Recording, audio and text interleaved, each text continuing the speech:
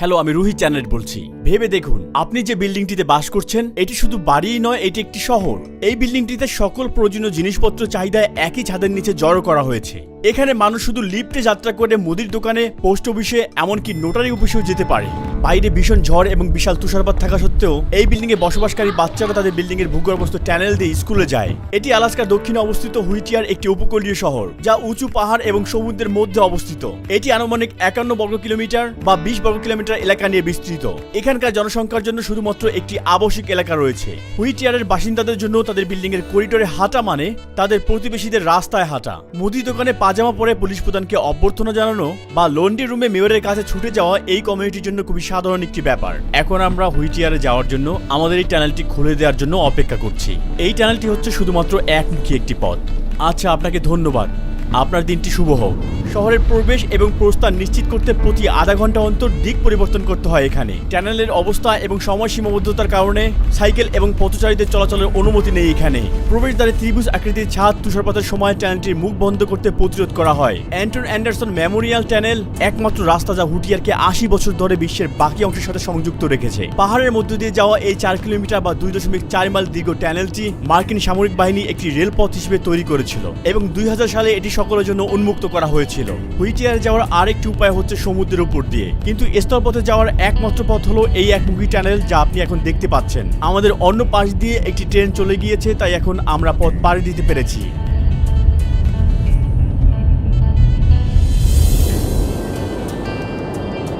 প্রথমেই আমি যে জিনিসটি লক্ষ্য করছি তা হলো এই জায়গাটি বন্দরের সমস্ত কাজ নিয়ে ব্যস্ত।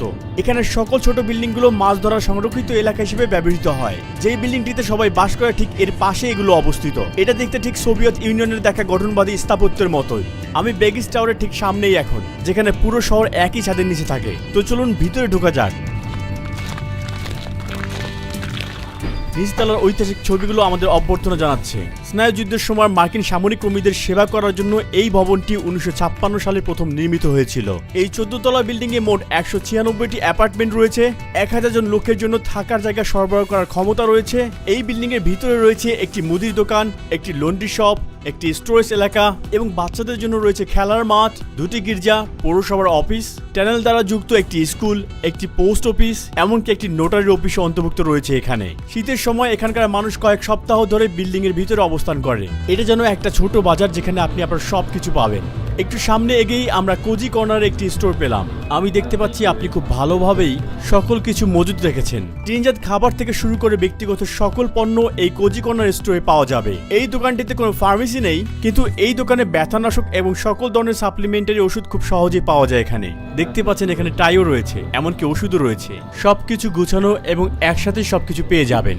নিচতলার আরেকটি অংশ লন্ড্রি রুম হিসেবে ব্যবহৃত হয়েছে। এখানে মানুষ টাকা দিয়ে জামা কাপড় ওয়াশ করতে পারে। কাপড় ওয়াশ চলাকালীন সময়ে তারা এই ভেন্ডিং মেশিন থেকে বিভিন্ন ধরনের খাবার এবং পানি সংগ্রহ করতে পারে। এছাড়াও তারা এই এটিএম ব্যবহার করে দ্রুত ব্যাংকিং লেনদেনও পরিচালনা করতে পারে। বিল্ডিং এর দীর্ঘ রাস্তার করিডোরের শব্দ শোষণের জন্য পপকর্ন সিলিং ব্যবহার করা হয়েছে এখানে। নিচতলার এই নোটারিতে মানুষরা কয়েক মিনিটের মধ্যেই তাদের কাগজপত্রের কাজ শেষ করতে পারে এখানে। এই বিল্ডিং এর সকল ফ্লোরেই এরকম সিসিটিভি ক্যামেরা রয়েছে। যদিও এখানে কোনো অপরাধ নেই, কিন্তু সময় সময় ছোটখাটো অপরাধ ঘটতেই পারে। ছোট কোনো ডাকাতি অথবা প্রতিবেশীদের মধ্যে বাকবিতণ্ডা আমাকে দেখছে। আমরা জানতে পারি সম্প্রতি এই ভবনটিতে একটি পুলিশ স্টেশন রয়েছিল। তাই বলা যায় এখানে অপরাধ করলে একজন বাসিন্দাকে গ্রেপ্তার করে তার নিজস্ব ভবনের মধ্যেই কারাগারে বন্দী রাখার ব্যবস্থাও রয়েছে। আমরা সিঁড়ি বেয়ে বেসমেন্টে যাচ্ছি। এটা হলো এই বিল্ডিং এর স্টোরেজ এরিয়া। এখানে মানুষ তার মূল্যবান জিনিসপত্র সংরক্ষণ করে রাখে। এটা দেখতে অনেকটা হরর মুভির মতো। এখানে দুটি ভিন্ন খ্রিস্টান সম্প্রদায়ের জন্য দুটি ভিন্ন গির্জা রয়েছে। বেসমেন্টে নিউ লাইট চার্চে প্রতি রবিবার সকাল 9টা থেকে সামোয়ান ভাষায় আপনি মধুর কণ্ঠে এখানে গান শুনতে পাবেন। অন্যদিকে হুটিয়ার খ্রিস্টান কমিউনিটি চার্চ 7 তলায় অবস্থিত এবং তাদের সকল পরিষেবা সকাল 11টায় শুরু হয়ে থাকে। বেগিস টাওয়ারটিকে বাইরে থেকে একটি এক কাঠামোর বিল্ডিং এর মতো দেখা যায়, কিন্তু এটি সম্পূর্ণ ভিন্ন 3টি পৃথক বিল্ডিং নিয়ে গঠিত। এদের মধ্যে 20 সেন্টিমিটার বা 7.8 ইঞ্চি ব্যবধানের গ্যাপ রয়েছে। এই ফাঁকাংশ স্বাধীনভাবে দুলতে সাহায্য করে এবং ভূমিকম্পের ক্ষেত্রে কাঠামোগত ঝুঁকিকে অনেকটা হ্রাস করে। আপনি এখানে যে জায়গাটি দেখতে পাচ্ছেন এটা সরাসরি মাটির নিচ পর্যন্ত চলে গিয়েছে।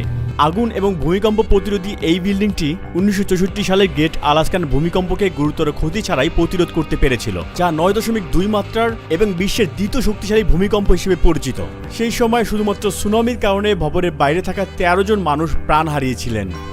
আপনি যেমনটা দেখছেন এখানে 15টি ফ্লোর রয়েছে, তবে দক্ষিণের বিল্ডিংটিতে 14টি ফ্লোর রয়েছে। তারা বিশ্বাস করে 13 নং ফ্লোর খারাপ ভাগ্য নিয়ে আসে। বিল্ডিং এর উপরের 2 তলা পর্যটকদের জন্য বিছানা এবং সকালের নাস্তা পরিবেশনের জন্য ব্যবহার করা হয়, যারা এখানে ছুটি কাটানোর জন্য জাহাজে করে এসে থাকেন।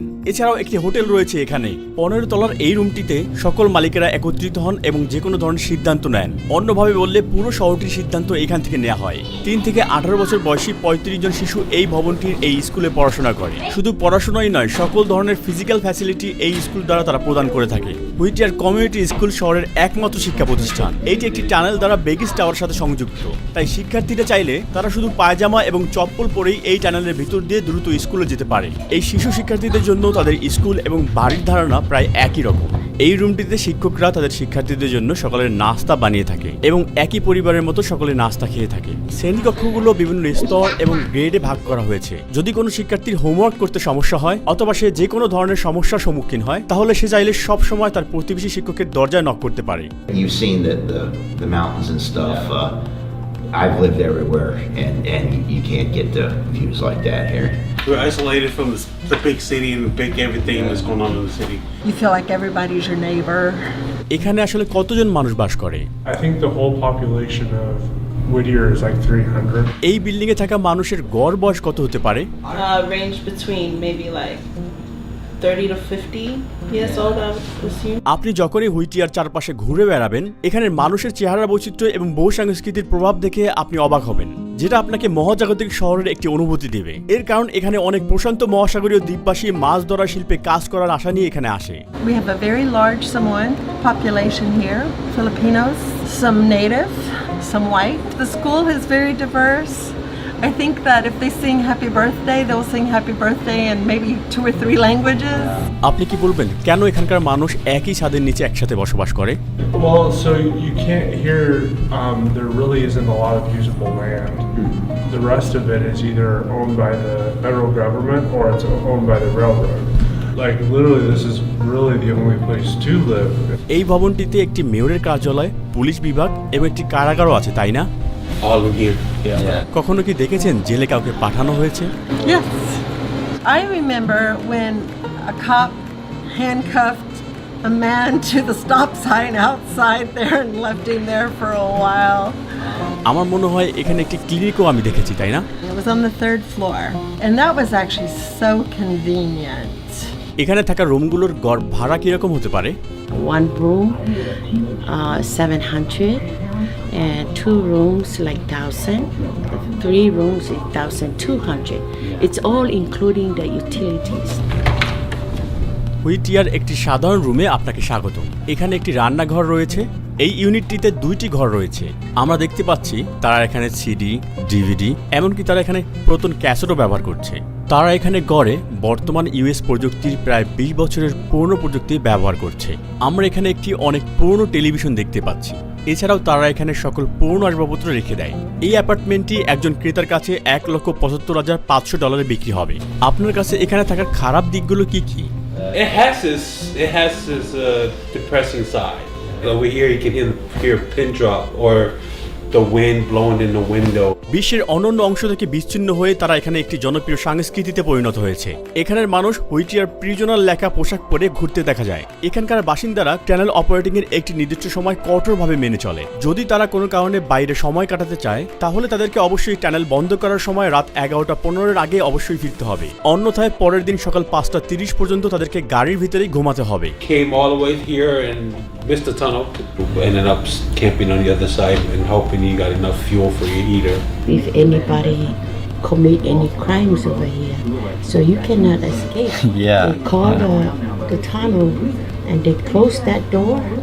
So this side the ocean, this side mountain. হুইটিয়ারে আপনি অনেক কেনাকাটা করতে পারবেন, অনেক পরিষেবা গ্রহণ করতে পারবেন, কিন্তু ট্রানজিট খরচের কারণে এখানে পণ্যগুলো বেশ দামি। এই কারণে বিশেষ চাহিদা পূরণে বাসিন্দাদের বাইরে যেতে হয়। To go to Anchorage and get a haircut it takes too much time out of my day. If your car breaks down, you're pretty screwed. যেহেতু মধ্যরাতে টানেল বন্ধ থাকে, কাউকে যদি ওই সময় হাসপাতালে যাওয়ার প্রয়োজন হয়, Fire trucks, paramedics, they have free unless there's an actual train going through it at the time. আমি শুনেছি টানেলটি 2000 সালে জনসাধারণকে গাড়ি ব্যবহারের জন্য উন্মুক্ত করা হয়েছিল, কিন্তু ঠিক ওই সময়ের আগে মানুষেরা কিভাবে তাদের দৈনন্দিন চাহিদাগুলো মেটাতো? The train. Train. You could drive your vehicle onto a train bed and train into Whittier. There was only one day of the week that the train actually left early in the morning and then came back later at night, and that was on Wednesday. এই টানেলটি কি কখনো দীর্ঘ সময়ের জন্য আটকে ছিল? Yes, we've had avalanches. There was a rock slide on the other side a few years back. That train tunnel was closed. কত দিনের জন্য? I don't want to say 3 months. যদিও হুইটিয়ারে আগত বিভিন্ন পরিবেশ থেকে মানুষ আপনার কাছে অন্যরকম মনে হতে পারে, কিন্তু আসলে এটা এখানকার মানুষদের মধ্যে শক্তিশালী সম্পর্ক গড়ে তুলতে সাহায্য করে। If somebody needs something, I mean, I have people who come in like Beverly. I don't have any cat food. I mean, he can come in and don't have to sweat about your car being unlocked. Plus, it's community. Everybody look out for your stuff. হুইটিয়ারের বাসিন্দারা বিশেষ করে গ্রীষ্মকালে এখানে আসা American কালো ভাল্লুকের ব্যাপারে সতর্ক থাকে। One time there was a very big bear. I could hear a lot of noise and what is it? What is it? Finally the cop comes up and he says, I got him out. He said, I scared the shit out of him. And I said, I bet. And he goes, no, really, I scared the shit out of him. It's there in the doorway. শীতের মৌসুমে হুইটিয়ারে তাপমাত্রা -5°C বা 23°F নিচে চলে আসলে এখানে প্রচণ্ড শীত অনুভূত হয়। এমনকি ওই সময় এই অঞ্চলটি ঘন্টায় 95 কিলোমিটার বা 60 মাইল বেগে ঝড়ের দ্বারা মুখোমুখি হয়, যা ওই এলাকার গাছকে উপড়ে ফেলতে পারে, এমনকি 5 মিটার বা 16 ফুট পর্যন্ত ভারী তুষারপাতের সম্মুখীন হতে দেখা যায়। ওই চ্যালেঞ্জিং মুহূর্তে এখানকার বাসিন্দারা বেশি বেশি ইনডোর অ্যাক্টিভিটিতে অংশগ্রহণ করে। In the wintertime, play video game or try to go down to the gym or go sledding. হুইটিয়ারের অর্থনীতি মূলত পর্যটন, মাছ ধরা, শিপিং, কার্গো পরিবহন এবং বন্দর পরিষেবার উপর নির্ভর করে টিকে থাকে। আলাস্কা রেলরোড কর্পোরেশনও কিছু কর্মসংস্থানের সুযোগ দিয়ে থাকে। এই শহরের মোট জনসংখ্যার 7.1% দারিদ্র সীমার নিচে বসবাস করে এবং এখানকার বেকারত্বের হার প্রায় 9.2%। প্রতি বছর প্রায় 8 লক্ষ পর্যটক ক্রুজ জাহাজের মাধ্যমে এই আকর্ষণীয় শহরটি পরিদর্শনে আসে। প্রথম বিশ্বযুদ্ধের সময় এই হুইটিয়ার মার্কিন সেনাবাহিনীর একটি গুরুত্বপূর্ণ জায়গা হিসেবে কাজ করেছিল। হিমাঙ্কিত গভীর জলবন্দর, মেঘলা এবং পাহাড় এই সামরিক ঘাঁটিকে গোপন রাখতে সাহায্য করেছিল। 1953 সালে ইউএস আর্মি বেগিস টাওয়ারের সাথে বাকনার বিল্ডিং তৈরি করে একই ছাদের নিচে শহর ধারণাটি প্রস্তাবিত করে। বাকনার বিল্ডিংটি একটি দুর্গের মতো। এতে রয়েছে একটি হাসপাতাল, ডেন্টাল অফিস, 2টি শুটিং রেঞ্জ, একটি জেল, পোস্ট অফিস, ব্যাংক, নাপিতের দোকান, থিয়েটার, শখের ঘর এবং একটি বোলিং অ্যালি রয়েছে। 1960-এর দশকে সেনা প্রত্যাহারের পর বেগিস টাওয়ারগুলো ব্যবহার করা অব্যাহত থাকলেও বাকনা বিল্ডিংটি পরিত্যক্ত অবস্থায় পড়েছিল।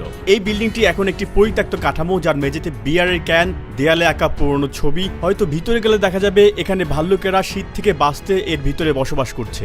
যদিও বেগিস টাওয়ারের একটি উজ্জ্বল অতীত রয়েছে, বহু বছর ধরে এটি প্রাকৃতিক ধ্বংসাত্মক শক্তি থেকে নিজেকে প্রতিরোধ করেছে, কিন্তু 70 বছরের পুরনো কাঠামো হিসেবে এটি তার জীবনকাল অতিক্রম করতে চলেছে। এটি শুধুমাত্র তার বর্তমান বাসিন্দাদের জন্যই নয়, ভবিষ্যৎ প্রজন্মের জন্য এটি একটি মহান তাৎপর্যের ভূমিকা বয়ে আনতে চলছে। হুইটিয়ারের সমস্ত বাসযোগ্য জমির মালিক আলাস্কার রেলরোড কোম্পানি। এখানকার মানুষের জন্য নতুন কোনো বিল্ডিং নির্মাণের আর কোনো জায়গা নেই। I hope that it stays like this for forever. I don't know if it will. ভিডিওটি দেখার জন্য ধন্যবাদ। দেখা হবে আবার নতুন কোনো ভিডিওতে। আমাদের চ্যানেলটি সাবস্ক্রাইব করতে ভুলবেন না। সাথে ছিলাম আমি রুহি চ্যানেল।